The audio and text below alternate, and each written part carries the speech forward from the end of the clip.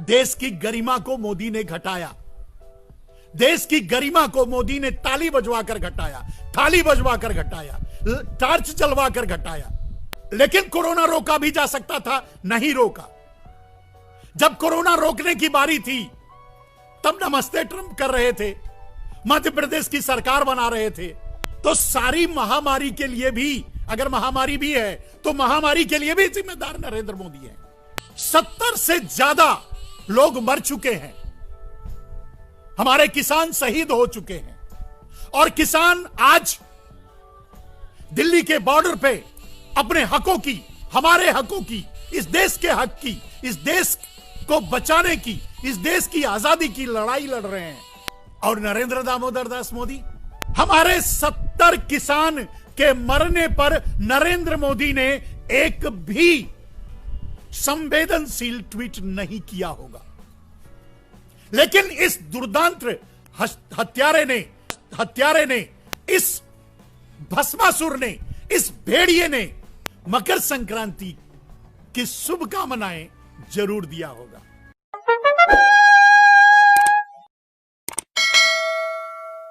जय हिंद, वंदे मातरम।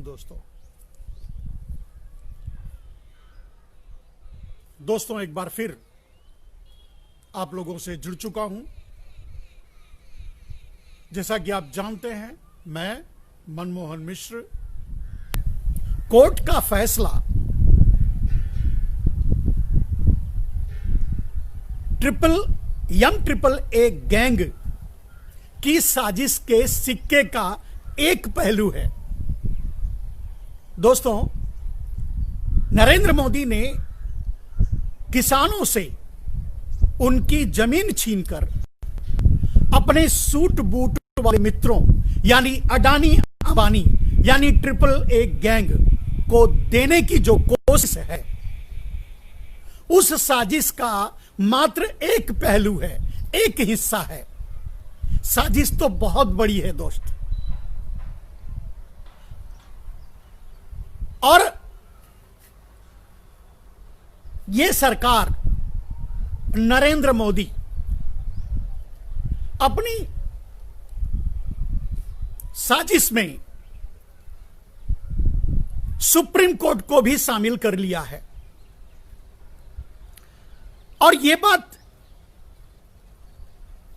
समझने और समझाने की नहीं है, यह बात देश का बच्चा बच्चा जानता है और समझ भी रहा है।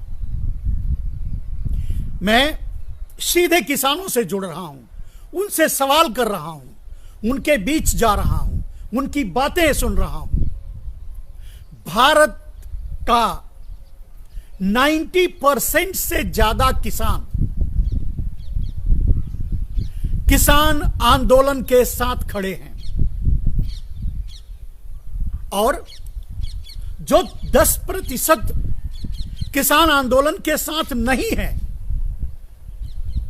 उन्हें पता नहीं है कि आखिर यह बिल है क्या। एक उदाहरण के लिए मैं बताऊं मेरे दोस्त, मैं अगर 10 किसानों से सीधे सवाल, आप भी करके देखिए, मैंने 10 किसानों से सीधे सवाल किया कि किसान आंदोलन कर रहे हैं, दिल्ली में बैठे हुए हैं, क्या आप उन्हें सही मानते हैं? आप उनका समर्थन करते हैं, उनके साथ हैं? तो उनका एक ही जवाब होता है, हां, मैं दिल्ली में बैठे आंदोलन कर रहे किसानों के साथ हूं, उनका समर्थन करता हूं। ये 100 में से 90 लोग ये जवाब देते हैं। 10 ऐसे लोग मिलते हैं जो ये कहते हैं कि मोदी जो कर रहे हैं वो अच्छा कर रहे हैं। मैंने उनसे पलट के सवाल करता हूं कि ठीक है, मोदी जी अच्छा कर रहे हैं और आप समझ रहे हैं तो अच्छी बात है, लेकिन आप एक बात बताइए, 3 किसान बिल जो मोदी जी लाए हैं, उनको आप एक एक लाइन, दो दो लाइन, जैसे भी आप समझते हैं उसके बारे में आप बता दीजिए। तो उनका उत्तर होता है कि किसान बिल के बारे में तो मुझे पता नहीं है, किसान बिल को मैंने पढ़ा नहीं है, किसान बिल के बारे में मैं नहीं जानता, लेकिन मोदी जी लाए हैं तो अच्छा ही होगा। ये मात्र 10% लोगों की राय है।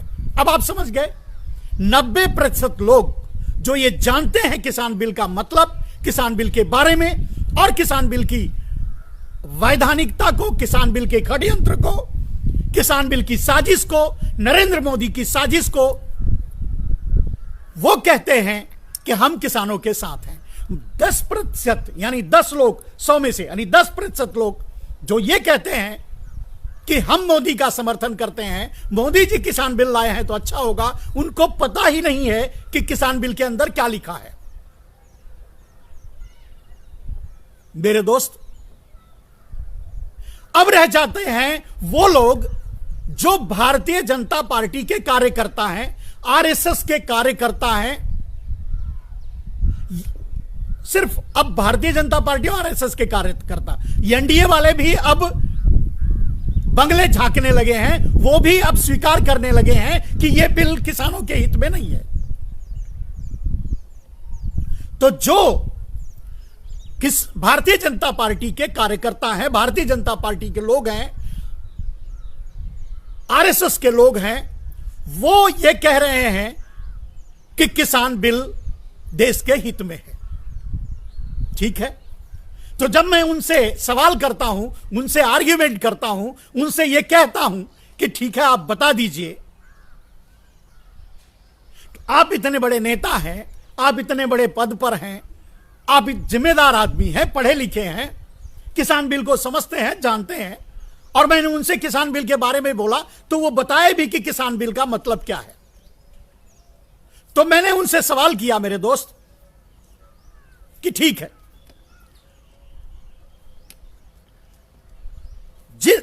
आज तक महंगाई का अगर कोई कारण पुरानी सरकार, पहले की सरकार, या जो भी, या अब भी, या कभी भी, या मोदी भी, या आप खुद ये बताइए कि आज तक महंगाई के लिए किसको जिम्मेदार ठहराया जाता था।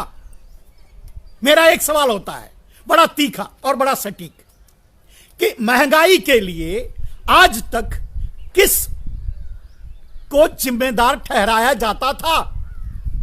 सिर्फ आप ये बता दीजिए, और यूं कहिए कि आप ये बता दीजिए कि महंगाई क्यों आती है, महंगाई क्यों आती है। अगर किसान 5 रुपए किलो आलू बेचता है तो हम 1500 रुपए किलो चिप्स क्यों खरीदते हैं। अगर किसान 5 रुपए किलो आलू बेचता है, वही हम बाद में खाने के लिए 50 रुपया किलो क्यों खरीदते हैं।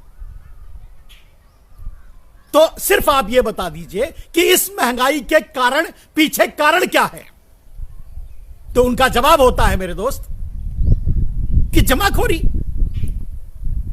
ये व्यापारी जमाखोरी करते हैं, इसके लिए महंगाई होती है। यह जवाब होता है जो पढ़े लिखे भारतीय जनता पार्टी के कार्यकर्ता हैं, पदाधिकारी हैं, आरएसएस के पदाधिकारी हैं, उनका जवाब होता है कि महंगाई का कारण जमाखोरी होती है। बड़े बड़े तल्ख भाव से कहते हैं, हां महंगाई का एक ही कारण होता है, जमाखोरी। तब मेरा पलट के उनसे सवाल होता है मेरे दोस्त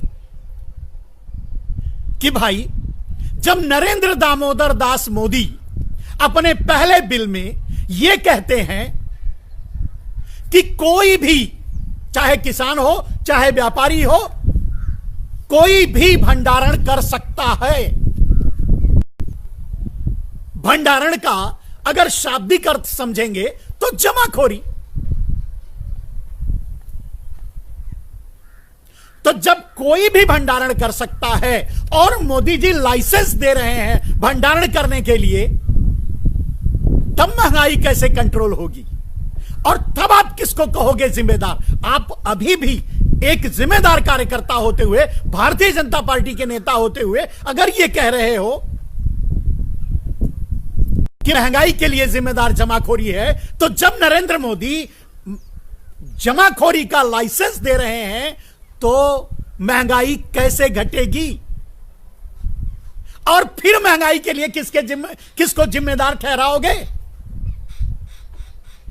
मेरे दोस्त, बड़े से बड़े भारतीय जनता पार्टी के कार्यकर्ता की घिघी बन जाती है, कोई जवाब नहीं होता। तब उनका एक्शन क्या होता है? जैसे कुत्ते मियो मियो मियो मियो मियो करने लगते हैं। मिमियाना, जैसे मतलब कुत्ते मिमियाते हैं, या मुंह इधर उधर करने लगते हैं, या बात को टालने लगते हैं, या मुंह छिपाने लगते हैं। ये मैं बड़े भारतीय जनता पार्टी के कार्यकर्ता की बात कर रहा हूं। तो दोस्त ये बताइए, या आपसे मैं कहता हूं कि ताल ठोक के किसी भी भारतीय जनता पार्टी के नेता कार्यकर्ता से सवाल कीजिए, एकमात्र एक सवाल, कि पहले बिल में भंडारण की छूट दी गई है, और आप भी कहते हो, मोदी भी कहते हैं, और सब जानते हैं कि महंगाई का एक ही कारण होता है, जमाखोरी। तो जमाखोरी यानी भंडारण, जरूरत से ज्यादा भंडारण। तो नरेंद्र मोदी जब लाइसेंस दे रहे हैं जमाखोरी का, तो महंगाई कैसे रुकेगी? आप भी सवाल कीजिए। और दोस्तों, मैं आपको अपने अभियान से जोड़ना चाहता हूं। जो भी आप मुझे देख रहे हैं, आप मेरे सामने हैं, या जो भी मुझे सुन रहे हैं, मेरा उनसे अनुरोध है, अब एक देशव्यापी अभियान चलाना है। और कैसे चलाना है? हर आम आदमी, हर किसानों का हितैषी, हर व्यक्ति अपनी भूमिका निभा सकता है, बगैर दिल्ली के मैदान में गए। दिल्ली के मैदान में डटे किसानों का, क्रांतिकारियों का मनोबल, समर्थन और समर्थक और उनकी ताकत बढ़ाने के लिए आप एक काम कर सकते हो। आपसे मेरा अनुरोध है, आप जिस भी क्षेत्र के हो, आप अपने क्षेत्र के विधायक, भारतीय जनता पार्टी का अगर विधायक है, नेता है, सांसद है, उसके गांव में जाओ, कहीं और मत जाना मेरे दोस्त। विधायक के गांव में जाओ, सांसद के गांव में जाओ। विधायक और सांसद के गांव में जाकर के आप वहां के किसानों से पूरे परिचय के साथ, गांव का परिचय देते हुए, किस विधायक का यह गांव है और विधायक के गांव का परिचय देते हुए वहां के किसानों से सवाल करो। वहां के किसानों से सवाल करो कि आप किसान के बिल में समर्थन, इस किसानों के साथ हैं, इस बिल का विरोध कर रहे हैं, या इस विरोध के समर्थन में खड़े हैं, मोदी के साथ हैं। आप पूछो, और वो जो भी बोलें, कोई ऑडिटिंग नहीं, कोई एडिट्स नहीं, वो जो भी बोले अक्षर से उनकी रिकॉर्डिंग आप मुझ तक पहुंचाइए। आप जानते हैं कि नरेंद्र मोदी जब से आए हैं, पूरे भारत में एक भी त्योहार खुशी से कभी किसी ने नहीं मनाया है। किसी न किसी मुसीबत में ही पड़ा रहा है। अभी कोरोना गया नहीं कि बर्ड फ्लू आ गया। मौत ही मौत है। नरेंद्र दामोदर दास मोदी खुद कहते हैं कि वो छोटी जात के हैं। किस जात के हैं वो जाति बताते हैं। आज आप देश के शीर्ष पर एक मोदी को मतलब वो कहें, वो जाति, मैं नहीं बोलना चाहता, नहीं बोल रहा हूं, तो वो अगर आपने देश के शीर्ष पर बिठा रखा है तो देश का विनाश ही होगा, जो आपको दिखाई भी दे रहा है। मोदी जी जब से आए हैं, मैंने कई बार कहा है, मोदी जी जब से आए हैं इन 7 सालों में भारत एक भी त्योहार, आप याद करके बताइए, दिवाली हो, पोंगल हो, मकर संक्रांति हो, लोहड़ी हो, आज जो है, जो भी है, कोई भी त्योहार याद करके बताइए कि भारत का कोई भी हिस्सा केरला का बिहू हो, तमिलनाडु का पोंगल हो, या आज जो लोहड़ी है वो हो, या उत्तर भारत की मकर संक्रांति हो, या बिहार का छठ पूजा हो, किसी भी त्योहार को भारत ने उसके बाद इस आदमी के गद्दी पर बैठने के बाद से लेकर आज तक एक भी त्योहार खुशी से नहीं मनाया है। आज भी त्योहार है, कल भी त्योहार है, लोग दुखी हैं। कोरोना गया नहीं, बर्ड फ्लू आ गया, मरेंगे, मरते हैं, मर रहे हैं। ये सब कुछ भी मोदी की साजिश का हिस्सा है। आप कहोगे कोरोना के लिए मोदी जी का क्या करेंगे? कोरोना आ गया तो मोदी जी क्या करें? कर सकते थे। आ गया तो मोदी जी क्या करें? तो आ गया तो मोदी जी ने आपसे ताली बजवा दी, थाली बजवा दी, पूरे देश का मजाक उड़ाया, बुद्धि और विवेक का। दुनिया में भारत को लोग सांपों का देश, सपेरों का देश ऐसा कहते थे। मोदी ने उसे साबित भी कर दिया। जब कोरोना आ गया तो दुनिया कोरोना से लड़ रही थी, मोदी ताली बजवा रहे थे, थाली बजवा रहे थे। तो आखिर इससे देश, दुनिया को क्या मैसेज गया होगा कि भारत आज भी 1000 साल पीछे ही है। भारत आज भी सांप सपेरों का देश है। भारत आज भी मूर्खों का देश है। देश की गरिमा को मोदी ने घटाया। देश की गरिमा को मोदी ने ताली बजवाकर घटाया, थाली बजवाकर घटाया, टार्च जलवाकर घटाया। चलिए, लेकिन कोरोना रोका भी जा सकता था, नहीं रोका।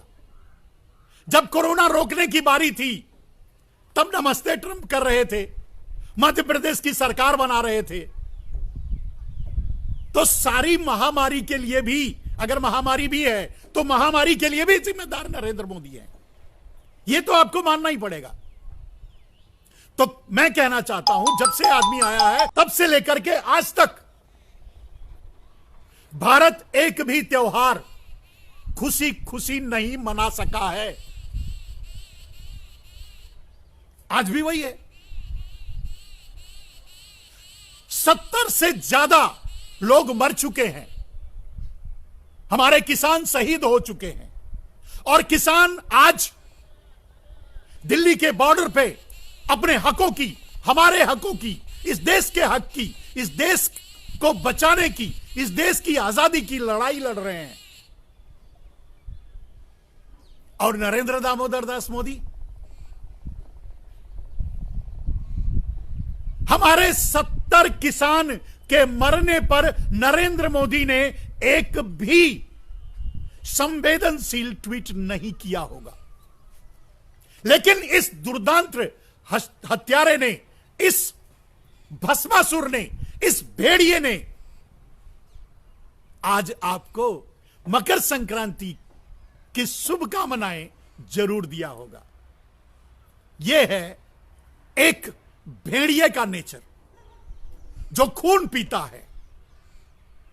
यह एक भस्मासुर का नेचर है जो जैसे ही ताकत मिलती है भस्म करने लगता है। मेरे दोस्तों, भस्मासुर की बहुत छोटी सी कथा है। भस्मासुर को भगवान शिव ने आशीर्वाद दिया।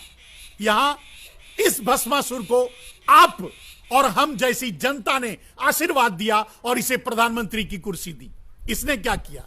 तुरंत हमको और आपको भस्म करने के लिए मिशन में लग गया। जिसने इसे आशीर्वाद दिया, जिसने इसे कुर्सी दी, उसी को यह भस्म करने चला, खत्म करने चला, बेचने चला, बर्बाद करने चला।